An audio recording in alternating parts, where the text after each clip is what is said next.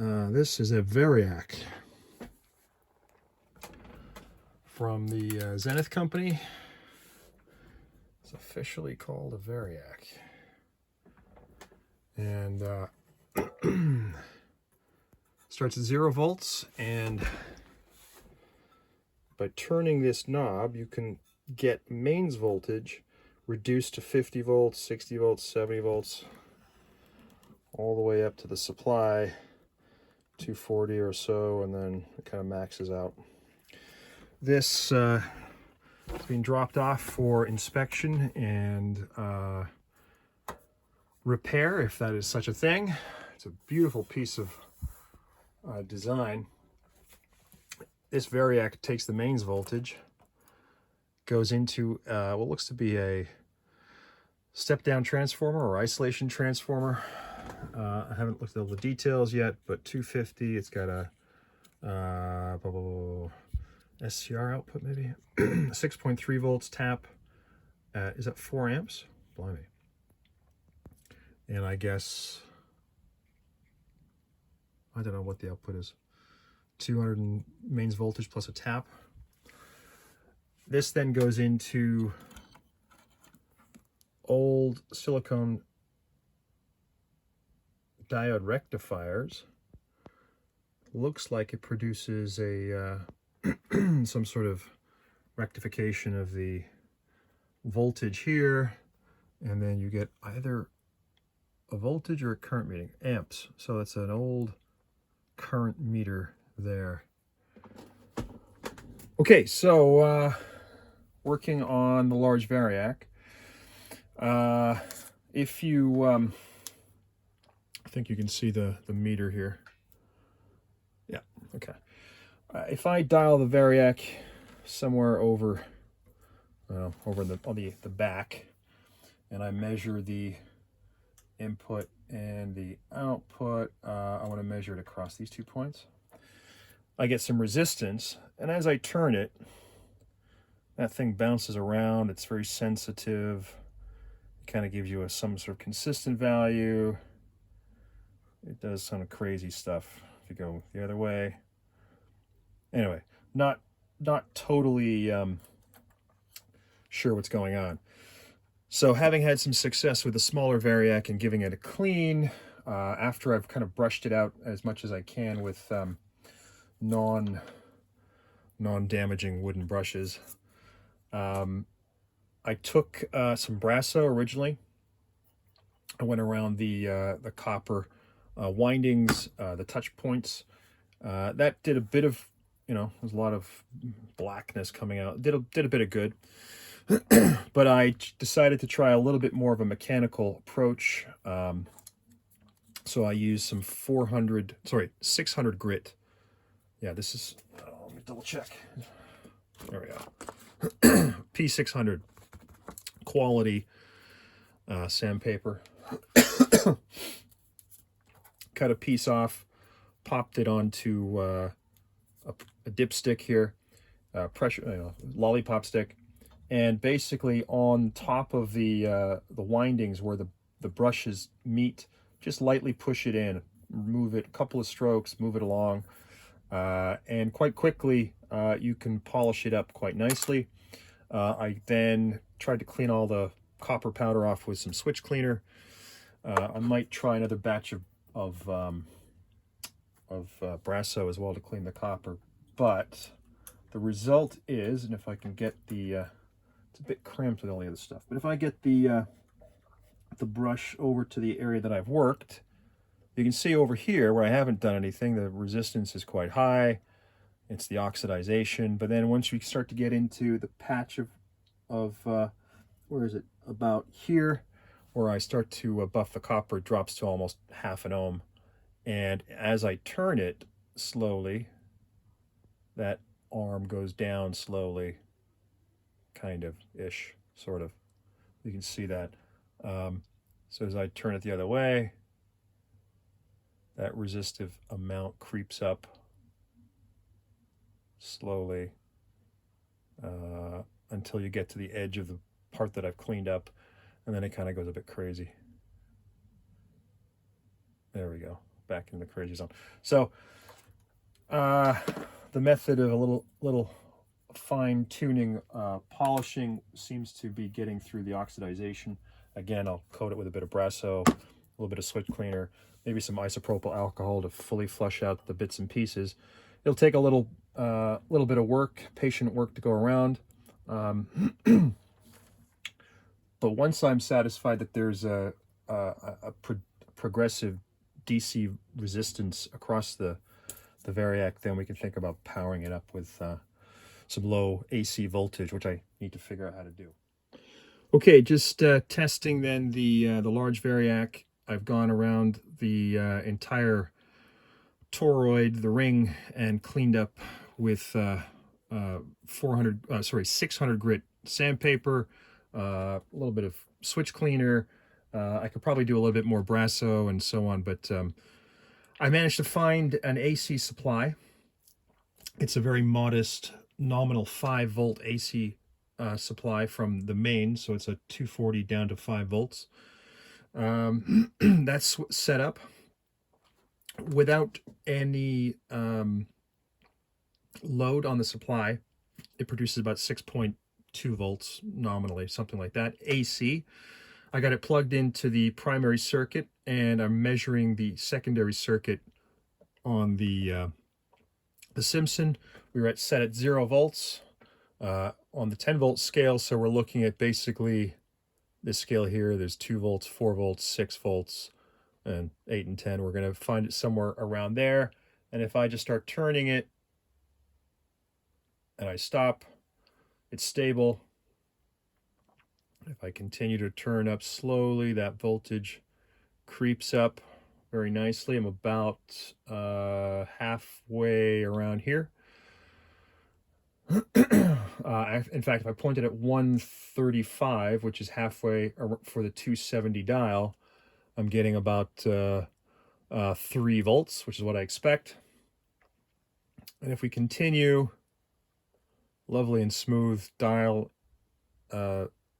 movement here, and I get to the opposite lock just under 6 volts. This of course provides some resistance, or some resistance in the meter and so on, but that looks, and I come all the way down, you know, pick a value and it stabilizes. I think this actually works nicely. Okay, so this is a test of the variac. If I just show you, I've got it wired up here. On the primary side, I have hot, neutral, hot is black, earth is green, and that's running into a 240 to 120 transformer, which is not plugged in. Okay, so that will energize it with 120 volts. On the output, I was going to run some current through a bulb. I don't have an incandescent bulb. No surprise, it's 2024 in the UK. I will get some on order, but I do have the meter connected to see the voltage. So this is going to be without current. Okay, so we're still recording. I will plug it in. It's plugged in. This is energized. 120 volts should be on the primary, and the variac to the secondary. 0 volts AC. Let's see what happens.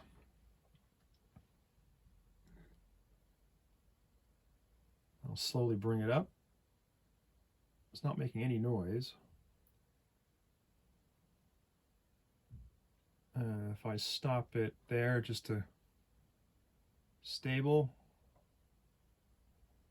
continue on the way up.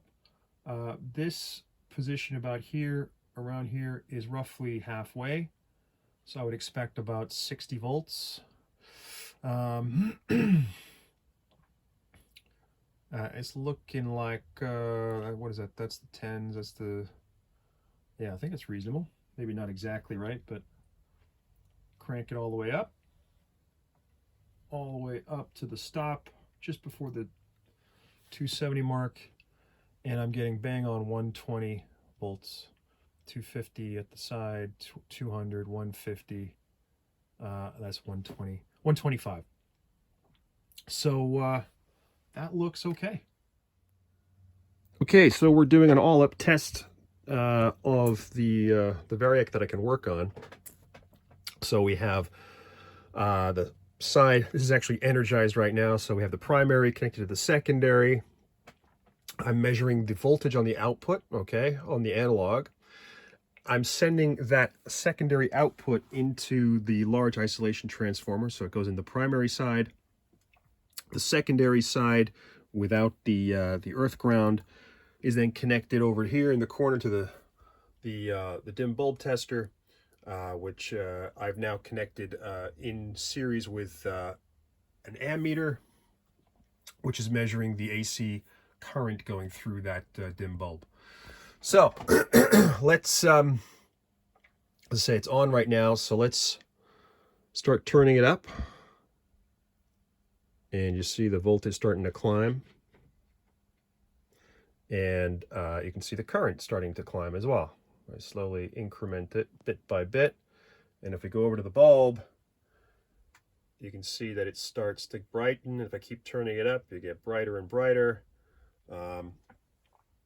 This is just a tungsten bulb. You can see it dimming it, just putting it on, just a little bit of a dull orange glow.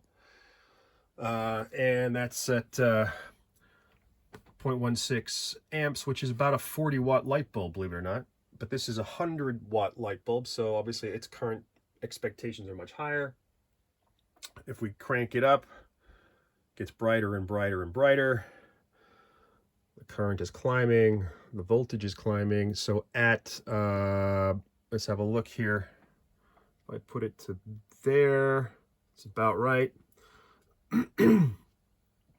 On the AC scale, which is the upper ticks here, you get to the number 4 or the 20 or the 100. So that's about 100 volts. And 0.27 amps and a moderate glow in the corner. So this is working nicely. Again, crank it all the way up. It's nice and smooth.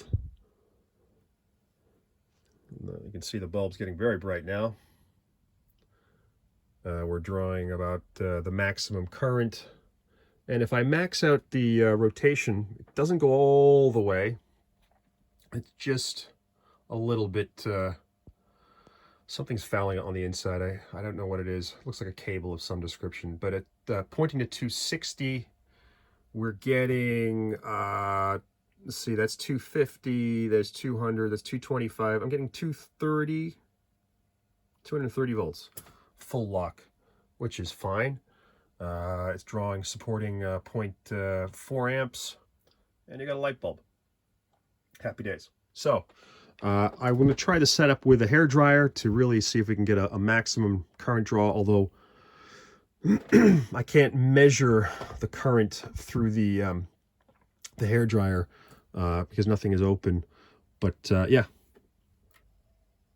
very nice.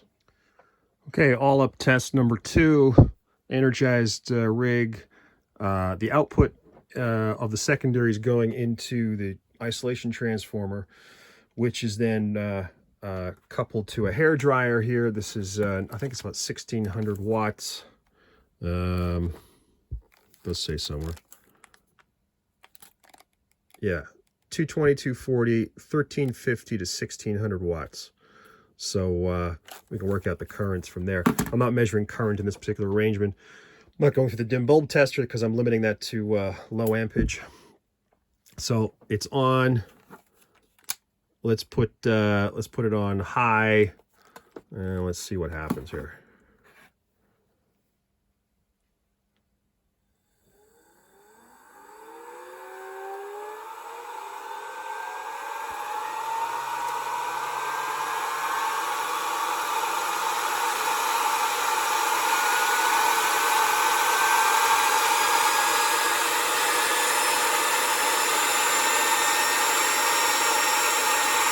That's maximum.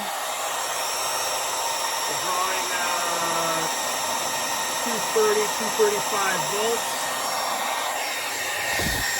This is hot. It's working. Maximum temperature, maximum speed.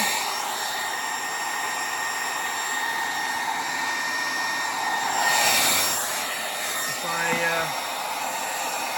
measure the temperature here, look at this. It's just gonna.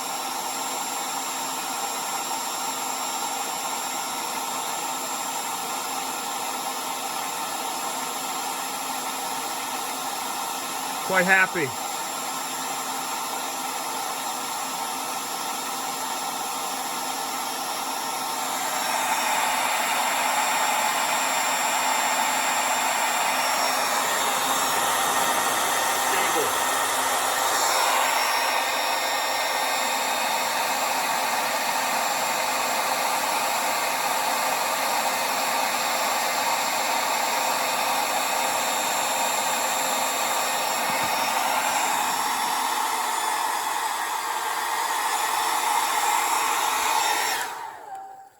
Let's just try on off.